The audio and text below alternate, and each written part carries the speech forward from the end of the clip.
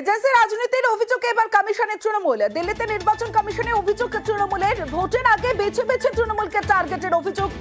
বাংলায় কেন্দ্রীয় এজেন্সিগুলিকে রাজনৈতিক ব্যবহারের অভিযোগ। এজেন্সি রাজনীতির অভিযোগে এবার কমিশনে যায় তৃণমূল।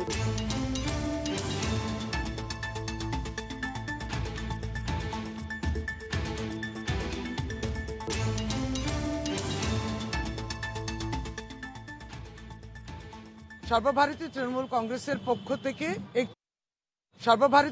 কংগ্রেসের পক্ষ থেকে একটি মেমোরেন্ডাম জমা দিয়েছি। বাংলা দেখা যাচ্ছে যে কেন্দ্রীয় সরকারের দ্বারা পরিচালিত রাজনৈতিক অঙ্গুলি হলনে আমরা কিছু কেন্দ্রীয় সংস্থাকে দেখছি একেবারেই বাংলায় নেমেছে।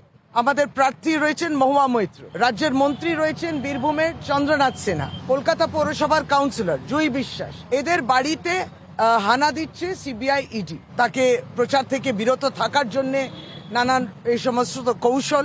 এবার হচ্ছে যে আইটিও পৌঁছে যাচ্ছে, এনআইএও সদ্য আমাদের যারা কর্মীরা রয়েছেন তাদেরকেও ব্যতিগ্রস্ত করছে। এই সময় জিজ্ঞাসাতে সকলেই নেমেছে, 100% সকলেই পশ্চিমবাংলায় টার্গেট করে নেমেছে। তাহলে এখানে কোথাও না কোথাও ব্যবিচার হচ্ছে।